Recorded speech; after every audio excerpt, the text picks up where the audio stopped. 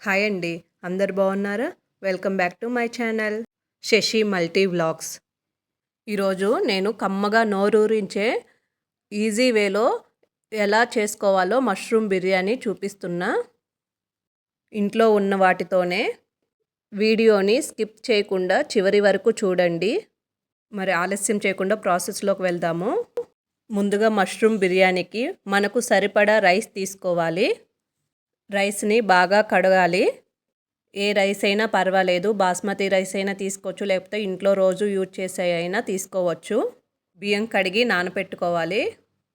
ఇక్కడ నేను 4 గ్లాసెస్ రైస్కి 600 గ్రామ్స్ ఆఫ్ మష్రూమ్ తీసుకుంటున్నాను. మష్రూమ్ని నీళ్ళల్లో వేసి శుభ్రంగా కడుక్కోవాలి.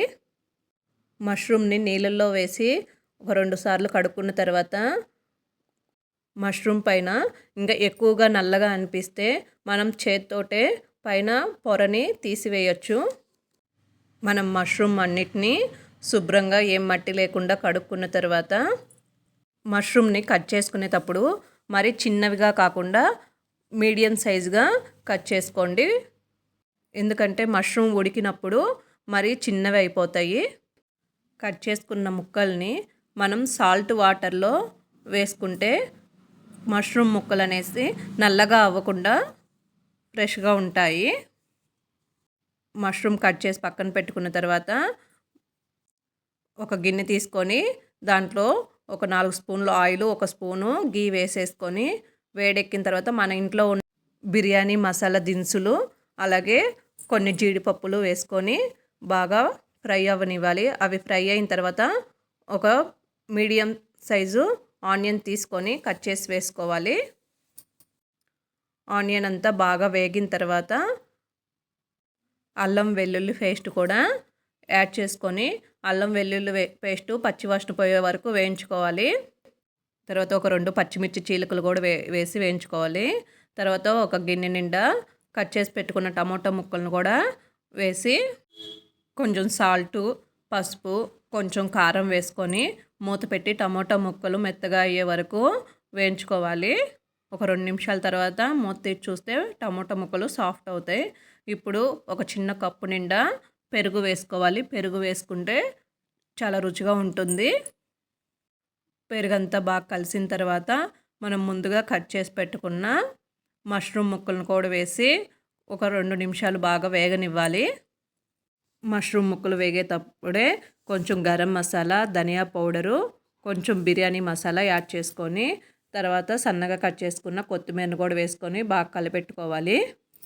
తర్వాత ఇక్కడ మనం ముందు నానబెట్టుకున్న రైస్ని కూడా వేసేసి విరిగిపోకుండా చిన్నగా కలిపెట్టుకోవాలి. కలిపెట్టుకున్న తర్వాత మనము ఎంత రైస్ తీసుకుంటామో దానికి తగినట్టుగా వాటర్ తీసుకోవాలి. ఒక గ్లాసుకి 2 గ్లాసులు వాటర్ తీసుకోవాలి. బాస్మతి రైస్ అయితే ఒక గ్లాస్కి 1.5 గ్లాసు వాటర్ తీసుకుంటే సరిపోతుంది. తర్వాత ఇక్కడ ఉప్పు ఏమన్నా తగ్గితే కొంచెం యాడ్ చేసుకోవచ్చు. ఉప్పు ఏమన్నా తగ్గితే చూసుకొని ఇక్కడ వేసుకోవాలి.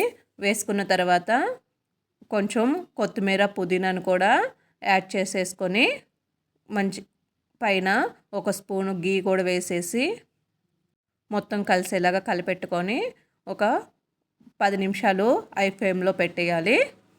10 నిమిషాల తర్వాత మూత తీసి చూస్తే ఆల్మోస్ట్ అయిపోవచ్చింది. లోపల పక్క కొంచెము తేమగా ఉంది. తర్వాత ఒక 10 నిమిషాలు సిమ్లో పెట్టేసుకుంటే ఇది అంతా రెడీ అయ్యి దించిన తర్వాత ఎంత యమ్మీగా ఉందో చూడండి. ఇలాగే ఒట్టి మష్రూమ్ బిర్యానీతో అయినా తినచ్చు, లేకపోతే దీని కాంబినేషన్గా రైతా అయినా చేసుకొని తినచ్చు. చాలా యమ్మీగా ఉంటుంది. తక్కువ క్వాంటిటీలో కావాలన్నా చేసుకోవచ్చు ఇదే ప్రాసెస్లో.